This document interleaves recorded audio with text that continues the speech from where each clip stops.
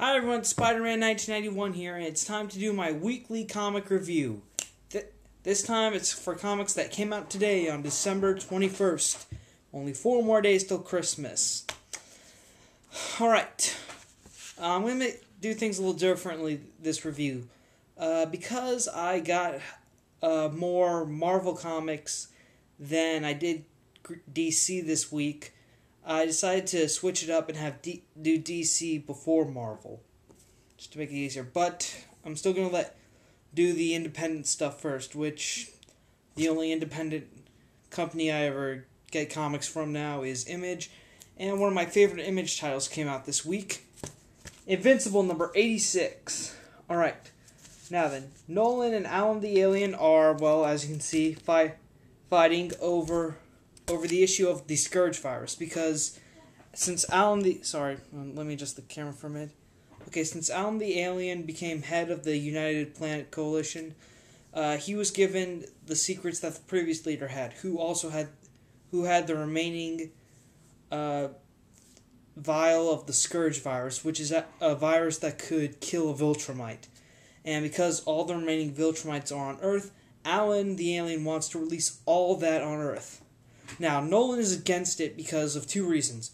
One is that because he feels that the Viltrumites could change just as he did, because Nolan was at first loyal to his mission, but then he suddenly started to change. He started to appreciate his life on Earth, he started to appreciate his wife and his sons. Now, he doesn't, and he still believes that the Viltrumites could change. Reason number 2, that humans and Viltrumites have very similar biologies, alright? Other than the enhanced strength, the ability to fly, and the super speed, they're basically the same biology. They're pretty close to similar. They have very similar biologies, and the Scourge virus could also wipe out all the humans. Nolan doesn't want that, but Alan is willing to take that risk just so he can wipe out the Viltrumites. And when Oliver shows up, Oliver is at first willing to take his dad's side, but when he hears about it, Oliver is starting to support Alan, because Oliver believes that at first, of course, Alan's going to warn Mark and Eve and try to get them and a few others off the planet before the virus is released. But Oliver also has a very low opinion about humanity, because this kid does not, if you've been reading this ever since Oliver became a superhero, then you know that he doesn't have a very high opinion of humanity. He thinks that they're all just destined to kill each other and stuff. So basically Oliver is pretty much supporting Alan's side. And of course Nolan is badly beaten at this point, so he tries to go back to the main planet, can't remember what it's called, but he tries to go back to warn. He goes up and tells Debbie that about this, and he's badly beaten, he's about ready to pass out, and tells her that they need to get to Earth, they need to warn Mark quickly, and right when he passes out, guards show up, and that's where the issue ends. And I think this is going to tie into next issue, though. And at first, though, this is a very interesting story now, because it seems like at first everyone was against killing the Viltrumites. Now, it's pretty much a choice where either they can kill all the Viltrumites, eliminate the evil, but it would be the cost of humanity, and I don't think that's going to happen. That really isn't.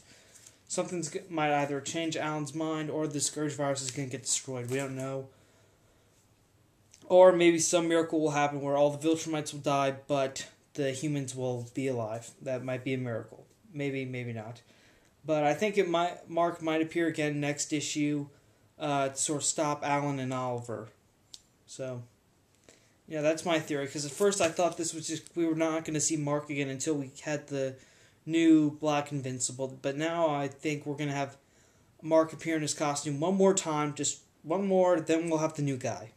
Because don't forget, Mark's still a fugitive, because he released the prison to the super dinosaur... No, not... Dinosaurus. About 2 issues ago. So, we don't know what will happen there. But it still looks like a very good story. Okay, moving right along. Justice League number 4. Still 5 years in the past. And this one, continuing where last issue is, Aquaman pretty much shows up and says that he should be in charge, and pretty much just assumes leadership because he's the king of Atlantis and he thinks he's had experience. But then Green Lantern starts telling them, okay, dude, we have no idea who the hell you are. What the hell can you even do? Right when Green Lantern asks that, tons of parademons get ready to attack, and then Aquaman summons a bunch of sharks and has them kill the parademons. And then when one gets close enough, Aquaman just stabs his trident right in the head of the parademon. It's pretty sweet. And also the U.S. military pretty much attacks everyone, gets ready to attack the parademons and stuff, but then they get called back that they're not allowed to harm the parademons or the superhumans. And there was an interesting conversation here about between Superman and Barry and Flash about the military and stuff. Superman wants to fight back, but Barry doesn't want him to because of, stuff. And also, Victor Stone has officially finished his transformation to Cyborg. He's not going by Cyborg yet, but anyways, while Victor is first terrified of his new cyber appearance, and basically then what happens? Oh yeah, then while he's saving a young girl, he's fighting the parademons, he's able to hack this is an interesting thing. Victor is able to hack their technology, and he learns everything about Darkseid and Apocalypse. And then, this is the really interesting thing now, because Cyborg now accesses a boom tube, which takes him to where the main fight is with the 6 heroes of the Justice League back in Metropolis. And right when he shows up, he tries to warn them about Darkseid. And and this is the thing, right when Cyborg shows up, who shows up? We get another visitor, and that is Darkseid. Darkseid makes his full appearance in this issue, and it's funny when Green Lantern gets an appearance of it, he says, "Ah, crap," like just this crap feeling from it, and that's where the issue ends with Darkseid appearing. Okay, well, first let me just say that this comic is, well, there's not really a lot of dialogue going on here. I mean, most of the dialogue here feels like it's coming from Green Lantern and Aquaman. But I can understand that, because for one thing, this is when Aquaman first appears in the story, and also I guess because Jeff Johns has written for Green Lantern for so long that, I feel like they're taking up most of the dialogue in this issue. And great cliffhanger right with having Darkseid appear, though. About the redesign of Darkseid, I'm not really sure. I don't hate it, but I don't like it at the same time. Just, I don't know. I mean, I can understand a lot of people are angry because they changed the original design, but I feel like they kind of added more to it, but I have mixed feelings about it. And for, what else did I need to say? Oh, yeah. I think that's it. Well, Justice League number 4, though. I'm still not so sure about this whole team formation. I mean, it's still still a little weird seeing them react like this, but then again, this is when all the heroes are meeting for the first time. But, well, I don't feel like everyone's having a suitable amount of dialogue, because I feel like in this issue, that most of the dialogue is coming from Aquaman and Green Lantern. Just like how in issue 1, it was just Batman and Green Lantern, but then for the last few issues, there's like an even amount of dialogue amongst the heroes, but then here, there's just more for Aquaman and Green Lantern. I don't know why, but I think this has been a while since Jeff Johns has written a team book, because the last team book I remember him writing was Teen Titans, and that was years ago. So, Justice League, nice cliffhanger for Darkseid, though. I would recommend, if you've been sticking with this since the very beginning, you should just wait until the end, because at least Jim Lee is a great artist, so at least he can make the fight scenes look cool. So, if you've been with this since the beginning, I recommend sticking with it, just so you know what happens, and you see the full story before you judge it.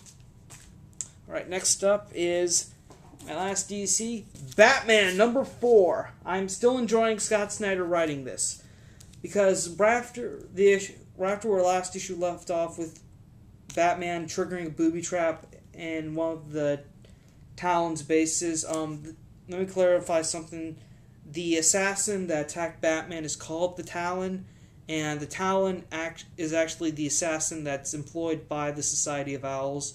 That is a position that they go through every time there's like a new society and stuff. No, wait, Court of Owls. That's what it's called. Court of Owls. Damn, I'm really off today.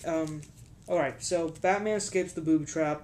Then back at the cave, he's examining the body of Alan Wayne, and Dick Grayson shows up to talk to him about the whole Court of Owls thing, and then Bruce explains that this isn't the first time he's actually researched the legend. Because when Bruce was a kid, he felt that, his parents getting killed by just some random mugger was just, it couldn't happen. It couldn't be just random. So he thought that the Court of Owls could have been behind this. And, of course, one reason is that he is a kid, and his imagination could have been playing things with him, but Bruce started to inspect the old legend. He followed some of the clues, and this is all when Bruce is like a little kid, so he's about 8 or 9, and he basically finds one of the old bases used by the Court of Owls, but unfortunately hasn't been used in years.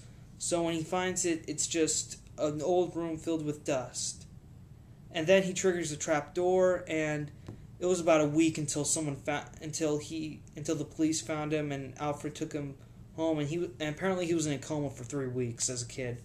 So that pretty much taught him a few lessons about being a detective, and it also sort of made him feel like this was just a giant fairy tale or something. And of course, after Batman examines the body of Alan Wayne, his analysis leads him to the sewers to inspect the location where Alan Wayne was killed. And while he's there, the Talon comes from Batman from behind, slams his head into a wall. Then Batman wakes up in a maze with the people in the Court of Owls watching over him, saying, "Welcome to the labyrinth." All right. The ending of Batman. Why? Okay. The fact that, well, for one thing, the Talon's sort of sneaking up on Batman and just knocking him in the wall and, I don't know, knocking him out. I see it logical, but I also find it a little weird that Batman would fall for something like that. I mean, I know he's not Spider-Man, he doesn't have a spider sense, but it just feels a little weird that just, like, Batman would... And I can understand that, again, Batman is a detective, so he's really deep in thought, but just that he would be, I don't know, wouldn't be paying attention to his surroundings, then boom, knocked out in the cave, throw him in the labyrinth. That's it just seems, it's a little logical, but also a little strange, given that he's Batman. But still, one of the good things I like about this issue is seeing Bruce as a kid, that sort of the emergence of his detective, the early steps of him becoming a detective with the whole Court of Owls thing. I thought that was very well done of Scott Snyder, who wrote this. Very good job with that. And it's still a good book. And Batman is still a good story, but the ending with this, with Batman being knocked out, that's probably my only beef with this. Still, the stuff about Bruce being a kid researching the Court of Owls, that was amazing. So, still, Batman's still a pretty good comic that I would recommend people pick up. Alright, now for Marvel. Okay, my first Marvel of the week is Ultimate Comics Spider-Man number 5. Finally, the path of Miles Morales' journey is concluded. Finishing off from last issue where Spider-Man meets Spider-Woman, she webs up Miles and talks to him, trying to figure out who he is, and when Miles tries to escape, he accidentally hits his head and he's knocked out. When he wakes up, he's in the Tri-Skeleton, in a cell, and Nick Fury, Iron Man, and Hawkeye, and Spider-Woman are watching over him, and Iron Man says, and they ran some tests on him, and they confirmed that Miles is like Peter, that his DNA was altered after a spider bite. And then Nick Fury dismisses the other heroes, and he talks to Miles alone about this, and they have a discussion about Miles being a hero and great power and great responsibility. And also Fury reveals that Miles's uncle wasn't just a thief; he was also some sort of thief called the Prowler. And then while they're talking, though, apparently Electro's woken up from his coma, and now he's attacking the Tri-Skeleton. And when this happens, Miles and Fury go and check it out, and thanks to Miles, and Miles is still wearing his red and blue Halloween costume. So when Electro sees this, he's freaked out because Spider-Man's supposed to be dead, and Miles is able to use his new chameleon powers and the sort of venom punch he has, and he's able to help paralyze Electro for a brief moment, enough for Fury to shoot him and save the day. And the very next day, Miles talks to his friend Gank about the Gank. I think that's his name. I really don't know how to pronounce his friend's name. Sorry if I get it wrong, but he's talking to Gank about this and everything. And don't worry, the kid knows that Miles is Spider-Man. And then they run to Jessica Drew again, and she says that his display of heroism helped Nick Fury give him one chance, just once, sort of to prove himself that he can be a hero, help people and stuff. Because in the Ultimate Universe, this is actually a little more serious, because they've had people have died, and apparently Miles' black and red costume he finally gets this costume, and it was a gift from Nick Fury. So Fury is pretty much the reason why Miles has this costume. And it pretty much ends with Miles pretty much realizing that he's officially Spider-Man now. Gotta admit, not a bad origin. Kind of great that Miles has met Nick Fury now, because in the Ultimate Universe, Nick Fury was starting to sort of become Peter Parker's mentor for the superhero world and stuff. Now that sort of role has been moved to Miles, so Miles is now learning from Nick Fury. Pretty interesting. I don't know. I have been looking into my Marvel stories, and well, even though I think Miles is a great character and all that, I'm probably gonna either trade weight this if something good comes up, but I don't think I want to stick on this for the full run, because I don't know. I did hear the news that Rick Remender is taking over Secret Avengers, and plus with Avengers vs. X-Men and Brian Michael Bendis leaving Avengers, I really want to check those out, get back into the Avengers books. So now that I think about it, since this is done, I'm going to drop Ultimate Comics Spider-Man. So good luck to you, Miles. This is my last issue of your story I'm going to be reading. Oh, yeah, and I'm fully aware that Bendis wrote this. Not saying it's terrible, just saying that this is just, like, average and stuff. Interesting origin, but still it's not really my thing. Okay, here's something that I really bash. A series that I'm really having a short fuse with. Fantastic Four 601. This is what happens. Everyone realizes Johnny's back. They're all happy, yada, yada, yada. Then the Kree Armada is getting ready to attack. Johnny reveals that now that he has the Cosmic Rod, he controls the Annihilation Wave, which is this huge ship of Annihilus' minions and stuff. So they widen the negative zone portal, bring in the Annihilation Wave, and the Annihilation Wave is pretty much fighting the Kree Armada outside of Earth's atmosphere and space, but it's still nearby that all the debris from the battle can fall to Earth and practically destroy it, apparently. Okay, that's pretty much what happens. Just that. I don't know. I feel that the return of Johnny Storm was rushed. Okay? It was only a few months after till we got Spider-Man on the Fantastic Four, Future Foundation, whatever the hell you want to call it, and now he's getting replaced. Seriously, a while ago, Spider-Man was on 2 Avengers teams and the Future Foundation. He was like the #1 draft pick. Now I feel like he's getting the bench here. It's like, oh, okay, we're done. Okay, Johnny's back, Spidey. We don't need you anymore. Yeah, just come by whenever you can. Stuff. Keep the suit. We really don't want it back. it just seems a little rushed, alright? I mean, if you're going to kill off Johnny, who's one of the... Okay, he's one of the oldest characters in the Marvel Universe. So, if you're going to kill him off, at least wait a few years to bring him back. I mean, come on, really? Seriously, I mean...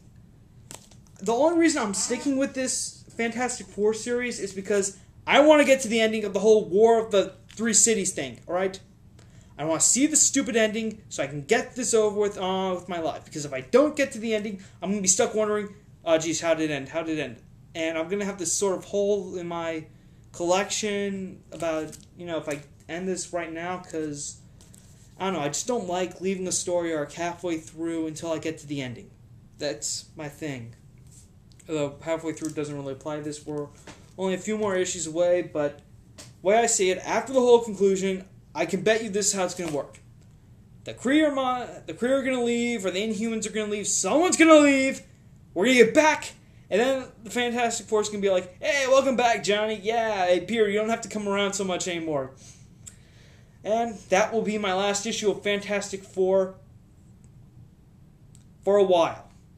Not saying I'm going to return anytime soon. I'm just saying I'm probably going to get rid of this once the whole Four Cities thing ends. Once that's done, this is going bye-bye. Believe me, you're going to see less of these two and more Avengers soon. Moving on. Incredible Hulk, number 3.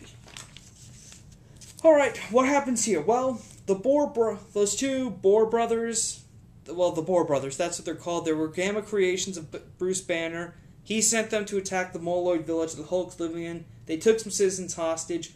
Hulk found them in this issue. While he's fighting them underground, there's tons of seismic activity going around Earth, and Hulk defeats them by throwing them deeper into a pit of lava. Then after the fight, the Moloids then decide to move deeper into the Earth, and they ask Hulk if he wants to come live with them, but Hulk refuses. And Hulk thinks to himself that the only way he'll really have peace is if he kills Bruce Banner. So he goes and finds the government agent he's been meeting with for the past 2 issues, Amanda Von Doom, and he agrees to help her on the condition that when they find Bruce Banner, he takes him out. And they do find, and one of Amanda's probes does find Bruce Banner's island, and after Bruce crushes the probe, you see him saying, "I'll prove to them all I'm not crazy." And then you see a bunch of large gamma-infused animals right behind him. These things are bigger than your average sized animals, and they're green. So now Hulk and Amanda Von Doom and her team are again get ready to attack an island full of gamma-powered animals. Oh, one more thing though, in this issue we also get a little more insight as to what happened that separated Hulk and Bruce Banner. It wasn't just like they separated or anything. They were hooked up to some machine by someone. We don't know who they were. Hulk was talking to someone off panel, but Hulk knew who it was. He helped arrange the whole thing, and that's what led to he and Banner splitting up. And that's what happened in Incredible Hulk number 3. This I want to stick through to the end. I want to see how the split happened. I want to see who's behind it, and what Hulk's actually going to do to Bruce Banner, whether or not he would actually kill him. I think it could go either way. Alright, I don't think Hulk's going to make a decision at the last minute to save Bruce Banner, or that Bruce Banner would save. Well, actually, Bruce kind of needs the Hulk alive. He wants them to get back together, fused together again. And Hulk just wants to kill Banner. But I really think the whole thing where Hulk has a confrontation with Banner, it can go either way. I mean, while I do think they might make Hulk show mercy, I don't think my other side says, no, they're going to kill him. Hulk's just going to break Banner's neck. That's what's going to happen. Incredible Hulk, still great series. I'd probably say pick it up. I mean, it's pretty good. If you've been reading this since issue 1, or till the end, or if you've saw the epilogue in Fear Itself and you're still curious about how Hulk and Banner separated, then I would still recommend sticking through this until you get your questions answered. Alright, now for another Marvel that I really like with this issue. Wolverine and the X-Men, number 3. Alright, Quentin Quire finally grows a pair and helps out. He's pretty much able to break into the mind of Krakoa, and he learns that this Krakoa is actually an artificial creation by the Hellfire Club, and then Quire does sort of lower Krakoa's telepathic defenses so that Rachel Gray can read Krakoa's mind, and Rachel learns from Krakoa that Krakoa didn't want to attack the school that the Hellfire Club made him. And this is the weird thing. Krakoa asks Rachel if he can join them. The mutant landmass Krakoa wants to be an X-Man. And they agree. So the mini Hellfire Club, no, I'm going to call them the Hellfire Kids from now on. Yeah. Hellfire Kids Club. There we go. The Hellfire Kids Club pretty much loses control of Krakoa, and then once that happens, Wolverine pretty much finds him and tells him, "Get the hell away from my school." And they just leave after that. Because Wolverine tells you to get the hell away from somewhere, you stay the hell away. That's what happens. Now for the really funny thing. The very next day, Wolverine sends Matt Murdock, aka Daredevil, to Cade Kilgore, he's the head of the Hellfire Kids Club, and with a subpoena. Wolverine is suing Kilgore for about $867 million, or $876 million of damages for their school. That's how Wolverine's getting his revenge. He's not gutting the kid. He's sending him a lawsuit. Because that's the American way. Meanwhile, back at the Jean Grey school, everyone's repairing the building, and also Beast is able to reverse the Wendigo transformations that happened to the two New York Department of Education officials that came to see the school.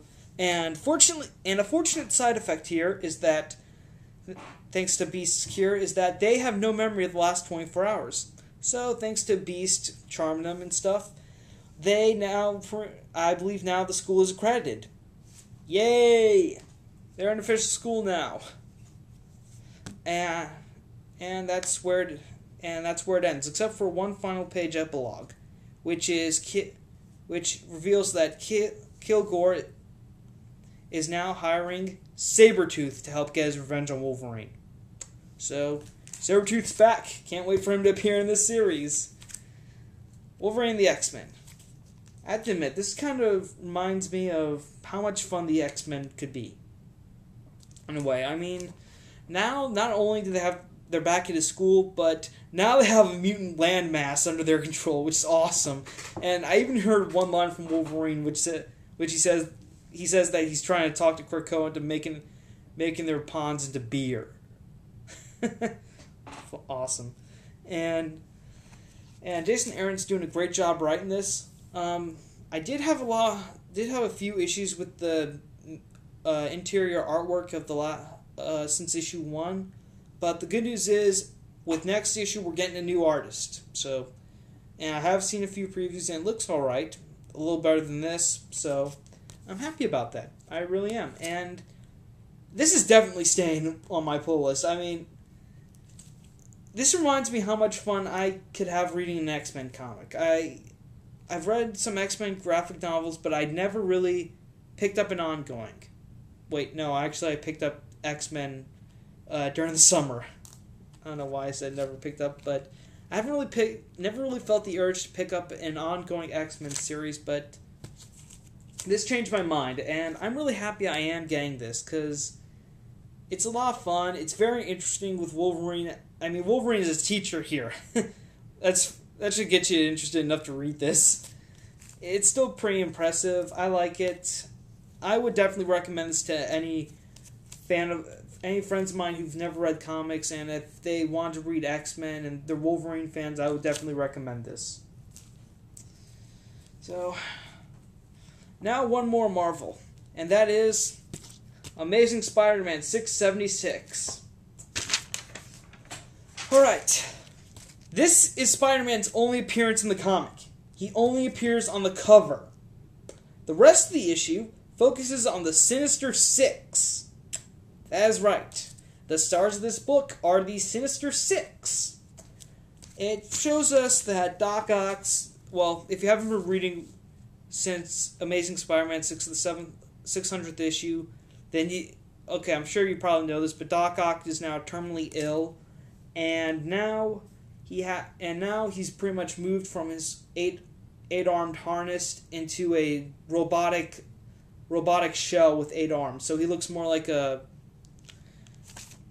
sort of shriveled up head attached to a robot Octobot. That's what he looks like. It's kind of hard to describe, but that's what he looks like now. And basically what happens is the Sinister Six decide to attack the supervillain team known as the Intelligentsia. If you don't know who the Intelligentsia is, they're a group of supervillain scientists made up of MODOK, Mad Thinker, Red Ghost, Claw, and the Wizard. If you still know who they are when they formed, I think they formed around World War Hulk, and since then they've been trying to take over the world. But now the Sinister Six attack them because once again, like in the last Iron Man story I read before I dropped Invincible Iron Man, they're attacking just for Doc Ock's ego. That is what happens. Doc Ock pretty much attacks them to the point and kills either kills them or pretty much takes them, has the rest of the Six take out members until he gets MODOK cornered into admitting that Doc Ock is smarter than him. That's what happens.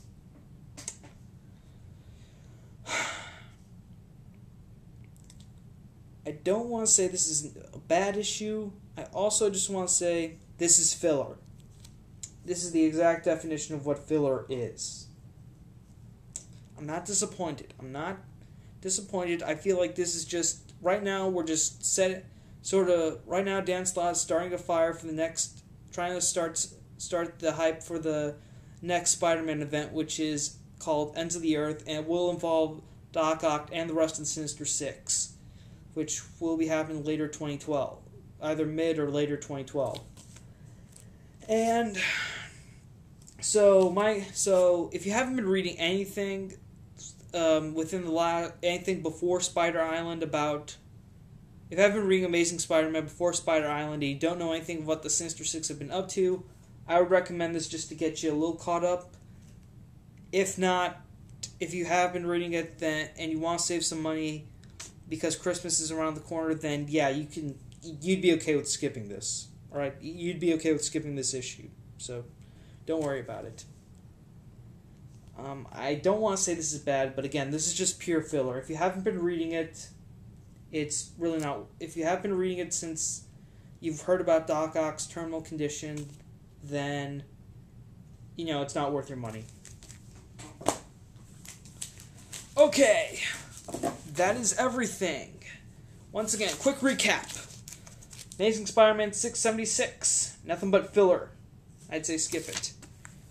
Wolverine and the X-Men number 3, the conclusion to the first story arc has a great ending here with Krakoa now working with Wolverine's team. It's very funny, and there is some action involved in this. If you don't like the interior arc, don't worry. We're going to get a new artist next issue. Incredible Hulk number 3. We're getting some hints as to how Hulk and Banner separated, and now a very interesting thing about Hulk saying that he has to kill Banner in order to get in order to be at peace, and if you're still curious about how they separated and you've been reading this since issue 1, I'd say stick around. Fantastic Four 601. Only reason to read this now is just to get to the conclusion of 4 cities. After that, I'd say get rid of it. Ultimate Spider-Man, issue number 5. Miles' origin is told. I feel like that's enough. I'm dropping it. Batman, number 4. Scott Snyder is still doing a terrific job here. Only beef is how easily Talon knocked out Batman. Could have been a longer fight, but it's still a great series, and I'd recommend picking it up. And Justice League number 4.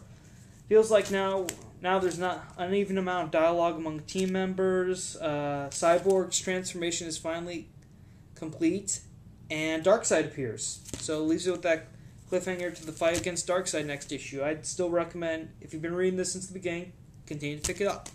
And Invincible number 86.